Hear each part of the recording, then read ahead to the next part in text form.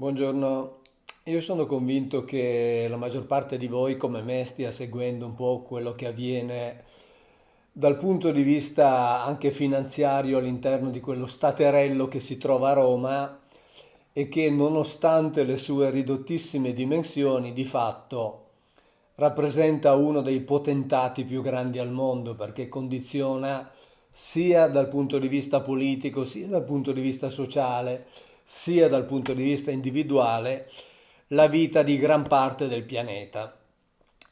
Ciò che sta avvenendo all'interno di quello staterello non è così edificante, no? Lo vediamo tutti, non sto a raccontarvelo perché insomma i giornali sono ricchissimi di particolari e ci raccontano veramente delle cose, degli eventi, dei fatti che sarebbero difficili da pensare in un ambiente come quello, cioè in un ambiente che dice di rifarsi niente meno che a delle regole dettate da Dio.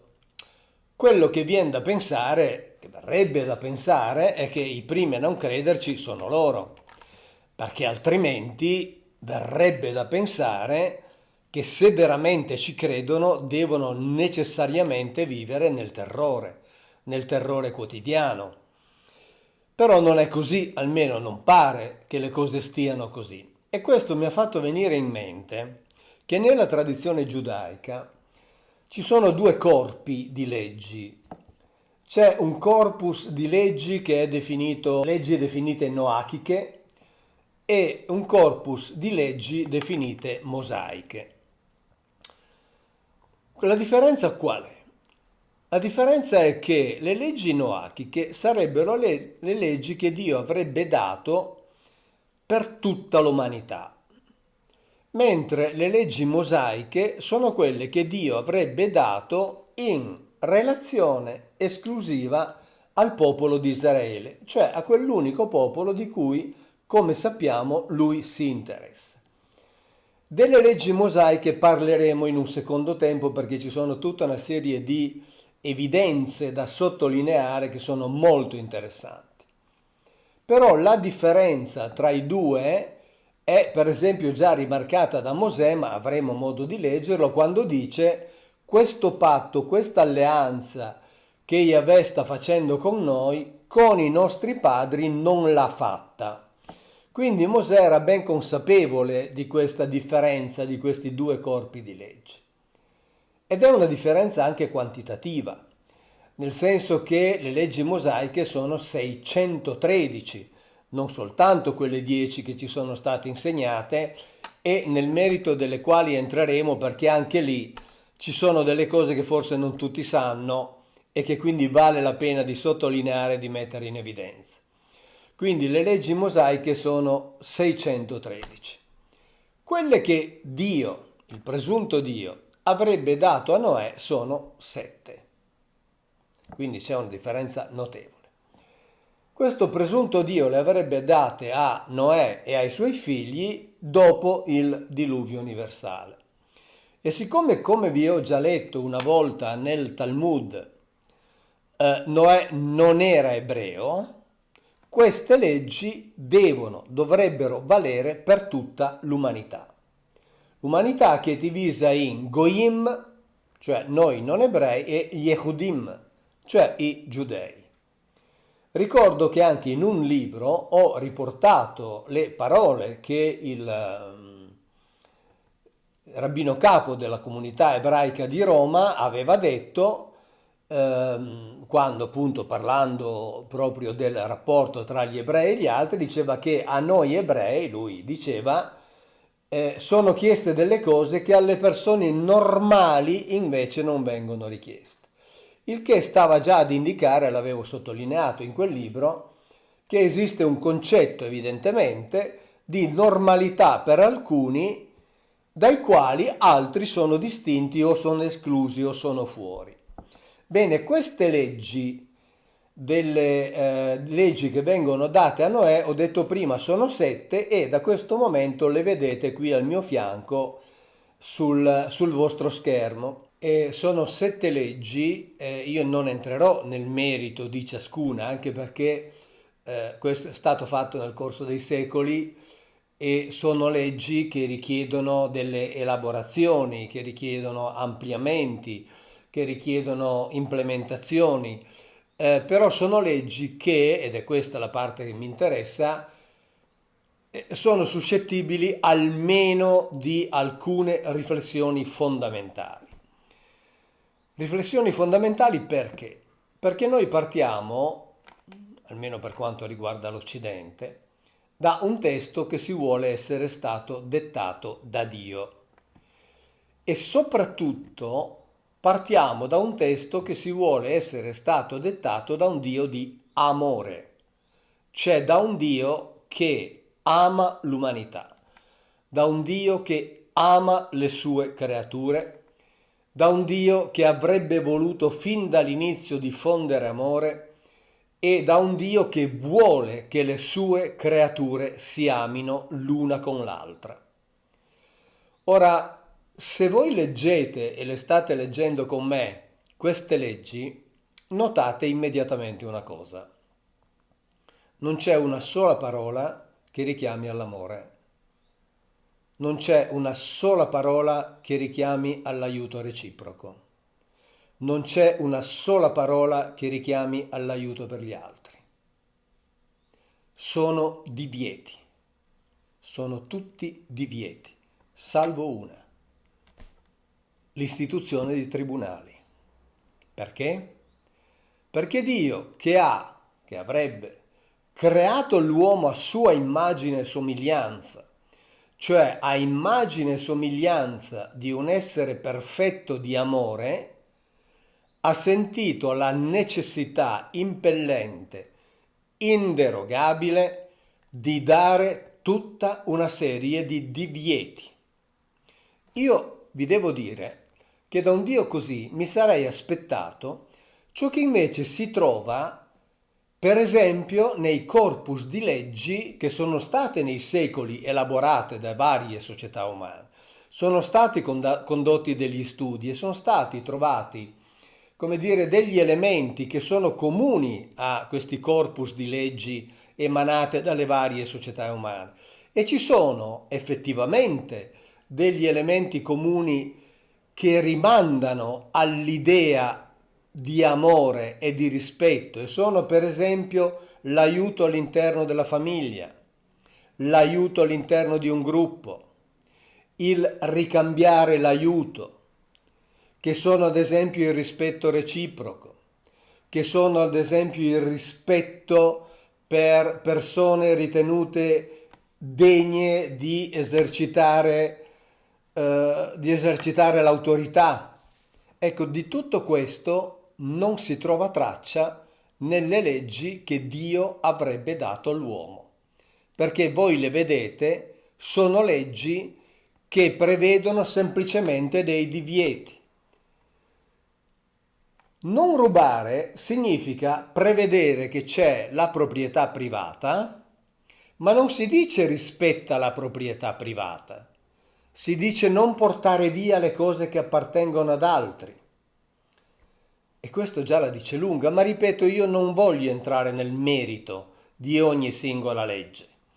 Voglio far capire come chi ha emanato queste regole, chi ha promulgato queste leggi, in realtà non era un Dio di amore, ma come sappiamo bene erano gli Elohim, che prima ancora che giuristi erano dei colonizzatori militari che si sono spartiti il pianeta Terra indipendentemente dalla loro origine, non ci interessa in questo momento, potevano essere chiunque, ma hanno emanato una serie di regolamenti finalizzati non a creare una sorta di paradiso terrestre sulla terra, dove tutte le persone si amino, facciano in modo di amarsi le une con le altre, facciano in modo di andare incontro alle esigenze delle altre, facciano in modo addirittura di prevenire le esigenze delle altre persone, facciano in modo addirittura di evitare, prevenendole, le sofferenze di altre persone. Ma sono leggi che fanno sì che una volta stabilito un ordine e una volta stabilite delle gerarchie e una volta anche acquisite delle proprietà, quelle non vengano toccate, quelle non vengano messe in discussione. E l'unico ordine dato in senso positivo, cioè che non esprime un divieto, è l'ordine di istituire dei tribunali. Ora voi dovete sapere che nel Talmud Sanhedrin, che è una delle versioni del Talmud nel quale queste leggi noachiche sono riportate perché non si trovano nella Bibbia, si trovano nella tradizione giudaica, nel Talmud Sanhedrin la pena che era prevista per chi non rispettava queste leggi era la pena di morte. Non c'era pietà. Nei secoli poi i rabbini hanno mitigato questa durezza di queste leggi emanate da questo presunto Dio di amore, che diceva non fate, non fate, non fate, non fate, non fate, vi obbligo a istituire dei tribunali in modo che attraverso tutti i sistemi impiegati dai tribunali si vadano a scovare, stanare, intercettare tutte quelle persone che non rispettano le regole che i governanti stabiliscono. Questo mi fa venire in mente tutta una serie di cose molto molto attuali e lo dico sempre che la Bibbia è attualissima. E anche queste leggi noachiche ne sono un ulteriore esempio. Servono a mantenere un ordine costituito.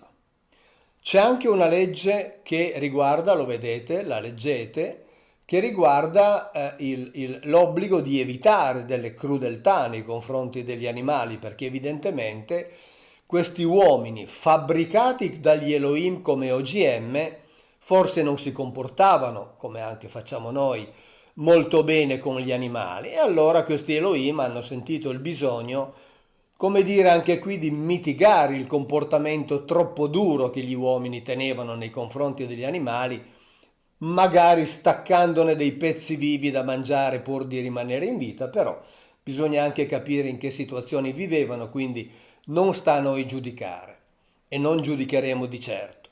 Quello che stiamo facendo è una analisi semplice, molto semplice, di queste leggi. Un'analisi che va nel pieno rispetto di una delle affermazioni che Gesù Cristo ha fatto nel Nuovo Testamento, che diceva appunto non giudicate per non essere giudicati e quindi noi non giudichiamo, ma ci limitiamo a prendere in considerazione che qui l'unico ordine positivo era quello di istituire dei tribunali per giudicare. C'è anche il non commettere adulterio, che siccome questi elenchi sono formulati anche in modi diversi, non commettere adulterio significava in altri elenchi non commettere atti sessuali non consentiti. Poi nella Bibbia li rivedremo e vedremo anche come erano puniti, ma tutto questo serviva a mantenere un ordine sociale e serviva a mantenere un ordine sociale sotto la cappa di tribunali che dovevano giudicare. Quindi non si faceva appello all'amore dell'uomo, non si faceva appello al sentimento dell'uomo, non si faceva appello al buon senso, si faceva appello al timore di essere puniti. E questo è comprensibile in un regime, questo è comprensibile all'interno di un ordine che non accetta anarchia, che non accetta disordine. Questa cosa verrà poi ripresa nelle 613 leggi mosaiche. E non bisogna neppure commettere l'errore di pensare che poi con il Nuovo Testamento tutto sia cambiato. Perché in realtà spesso si sente dire, beh, ma l'Antico Testamento diceva delle cose, in realtà poi col Nuovo Testamento, in realtà poi con l'arrivo di Gesù, le cose sono cambiate. Il discorso dei tribunali, leggetelo bene nel Nuovo Testamento, ma lo andremo a rivedere, rimane fino alla fine. Rimane fino alla fine. e chi non avrà rispettato le regole sarà durissimamente punito. Questo è l'ordine militare, o se preferite, come qualcuno la chiama, la Matrix nella quale noi viviamo e alla quale noi dobbiamo sottostare. Quindi queste 7 regole, che sono quelle che Dio avrebbe dato all'umanità, sono regole, mi permetto di dire, dal punto di vista etico, inferiori a quelle che molte società umane sono riuscite ad elaborare da sole. Ma sono inferiori non necessariamente perché gli Elohim fossero intellettualmente inferiori, ma perché avevano degli obiettivi precisi. Erano dei colonizzatori, ripeto, non mi interessa da dove provenissero. Potevano anche essere dei residui di una civiltà superiore sopravvissuta al grande diluvio e che poi ha ripreso in mano il potere. Ma certo che riprendendo in mano il potere ha scelto degli uomini, come dice la Bibbia, degli uomini giusti, o meglio, ha rifatto, ma l'ho già spiegato quando ho parlato di Noè nei video, ha rifatto una casta di uomini geneticamente giusti, non eticamente giusti, geneticamente giusti, da utilizzare come loro rappresentanti, come loro governatori per tenere sotto controllo i sudditi. O se preferite, visto che le religioni usano da sempre il termine pastori, per tenere sotto controllo il loro gregge, il gregge che veniva affidato a ciascuno di loro. E queste sono leggi che sono state emanate per tenere sotto controllo un gregge, o meglio per tenere sotto controllo tante greggi. Questo è importante capire, perché fin dall'inizio il discorso dell'amore nella Bibbia non c'è. C'è la necessità assoluta di rispettare degli ordini e non è un caso che queste leggi, che sarebbero le prime leggi date all'umanità, siano 7 leggi che tra l'altro, ve lo dico così come curiosità, corrispondono numericamente ai 7 colori dell'arcobaleno, sapete, dopo il diluvio universale, quando si dice quest'arco mi ricorderà questa alleanza che ho fatto con voi, quindi c'è questo ritorno del numero 7. Quindi sono queste 7 leggi che contengono 6 divieti e l'ordine di istituire dei tribunali per giudicare e condannare coloro che non rispetteranno quei divieti. Di questo dobbiamo essere consapevoli per capire all'interno di quale mondo viviamo, un mondo che è stato messo in piedi da un sistema di colonizzatori, governatori, che hanno inteso costruire per loro un mondo che fosse governabile e all'interno del quale tutti gli istinti, quelli più immediati, pensiamo al appunto non adorare per esempio degli idoli, che voleva dire se voi state con uno degli Elohim non dovete adorarne degli altri, perché questo avrebbe creato ovviamente del disordine sociale. Non commettere adulterio, sappiamo benissimo che disordine sociale crea l'adulterio, lo vediamo ancora oggi. Non bestemmiare non era un ordine, come dire, di carattere etico, ma era una indicazione precisa di non oltraggiare il nome del sovrano di riferimento. Insomma, c'erano tutta una serie di indicazioni molto precise che nulla avevano a che fare con l'aiuto reciproco, nulla avevano a che fare con l'amore, ma che tendevano a mantenere un ordine all'interno del quale, ci piaccia o non ci piaccia, noi ancora oggi dobbiamo stare. Ma poi parleremo delle leggi mosaiche e parleremo anche del confronto con l'apparente, ma solo apparente contrasto con le leggi evangeliche. Ciao, grazie, alla prossima.